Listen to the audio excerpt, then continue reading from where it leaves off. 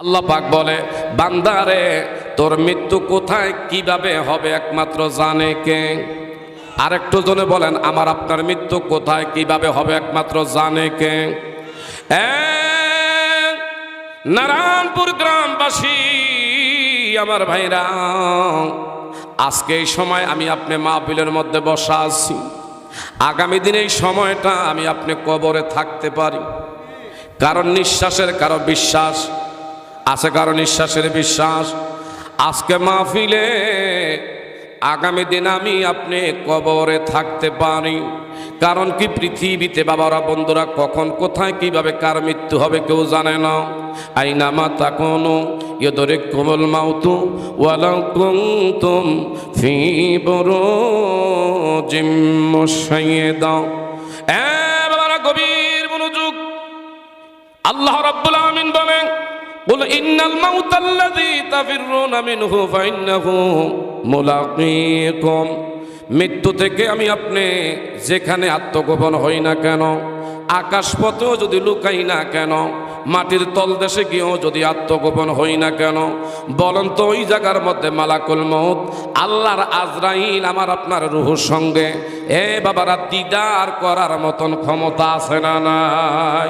রঙ্গিনে পৃথিবী সারিতে হইবে, রঙ্গিনে পৃথিবী সারিতে হইবে, সাদেরই দেহ মাটিতে খাইবে, শূন্য হবে জিন্দিগানি। কার লাগিয়া এত মায়া এত চোখের পানি রে মন, কার লাগিয়া এত মায়া এত চোখের, বলেন। রঙ্গিনে পৃথিবী সারিতে হইবে, রঙ্গিনে পৃথিবী সারিতে হইবে, শূন্য হবে জিন্দিগানি। কার লাগিয়া এত মায়া এত চোখের পানি রে মন, কার লাগিয়া এত মায়া এত চোখের পানি। কথা বলেন ঠিক না ভাই? ঠিক। সন্ধ্যা হলে ডুবিবে বেলা, সঙ্গুহুবি। আমার ভাইরা, এই পৃথিবীতে আমি আপনার যত বড় আশা করে বাসা বাঁধছি না কেন, কেউ থাকতে পারবো না। থাকা অবস্থায় আসুন আখেরাতের জন্য কিছু পুঁজি আমি আপনি কামাই করি। যেমন এই মাহফিলটা আমার আপনার জন্য বড় নেয়ামত, এটা আমি আপনি হাতছাড়া না করি।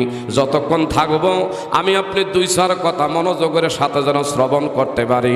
একটু জোরে বলা যাবে নি আলহামদুলিল্লাহ? বাবা, যারা গেটের মধ্যে আছেন ভিতরের দিকে একটু চাপেন, আর একটু সামনের দিকে চাপেন। যুবকদেরকে উদ্দেশ্য করে বলছি, বাবা যুবকেরা দয়া করে সামনের দিকে আগে আগে বসো। বিশেষ করি আমার দয়ার নবী মায়ার নবীর সাহাবায়ে কেরামরা যখনই কোনো দিনের একমাত্র আমার ভাইরা ডাক আসতো, যুবকরার ঘরের মধ্যে থাকতো না। যখনই দিনের কখনো দাওয়াত আসতো, এদের কানে যখন কোনো আমার বাবারা বন্ধুরা দাওয়াত পাইত, তরুণ যুবক এমনকি বৃদ্ধ বয়সের লোকগুলো পর্যন্ত দৌড়াইত। আল্লাহর নবীর কলিজা টুকরা একজন বিশেষ করে মাজুর সাহাবী হযরতে আমর ইবনে বাবারা বন্ধুরা জামু, একজন নবীজির কলিজা টুকরা সাহাবী, যিনি খোরাইয়া খোরাইয়া হাঁটত।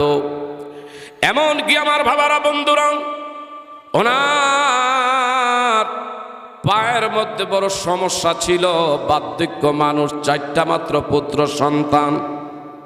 এ হযরতে আমর ইবনুল জামু রাদিয়াল্লাহু তাআলা আনহু, ইনি আমার বাবারা বন্ধুরা মসজিদি নববীর সাথে ওনার বসতি স্থাপনা, সুবহানাল্লাহ, ওনার স্থাপনা ছিল মসজিদে নববীর পাশে। বাবা আমার দিকে তাকান, চোখ কান খোলা রাখেন।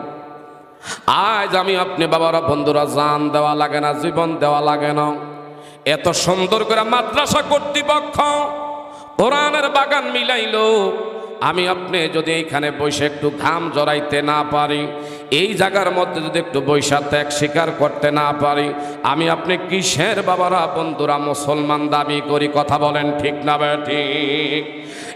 বাবারা বন্ধুরা, হযরতে আমর ইবনুল জামুহ রাদিয়াল্লাহু তাআলা আনহু, ওনার 4টা পুত্র সন্তান। উহুদের যুদ্ধের দামামা বেজে উঠল। আমার বাবারা বন্ধুরা, 4টা পুত্র সন্তান বাবার কাছে গেছে। বাবা, ও বাবা, তোমার কাছে আসছি অনুমতির জন্য। বাবা ডেকে কয়, কি অনুমতি রে? কয়, যুদ্ধের ময়দানের দামামা বেজে উঠছে, আমরা চাই আপনার 4টা পুত্র সন্তান নবীর পক্ষে কোরআনের জন্য আমরা জীবন দিতে। একটু বলেন না সুবহানাল্লাহ। 4 জন পুত্র সন্তান বাবা হযরত আমর ইবনুল জামুহ রাদিয়াল্লাহু তাআলা আনহু, ইনি ডেকে বললেন, এ বাবারা, আমি নিয়ত করে রাখছি নবীর কদমে কোরআনের জন্য, ইসলামের জন্য আমি আমার জান উৎসর্গ করব।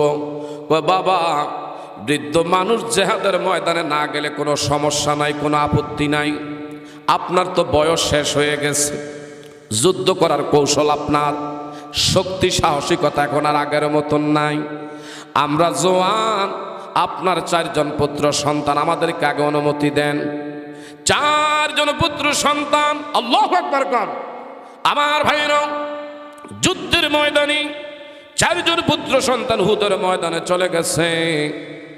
এমনি আমার বাবারা বন্ধুরা, আশেপাশের লোকজনরা কয়, তুমি বাড়িতে শুয়ে আছো, হায় হায়, আল্লাহর নবী রাহমাতুল লিল আলামিন উহুদের ময়দানে কাফের বেঈমানদের বিরুদ্ধে লড়াই করতেছে।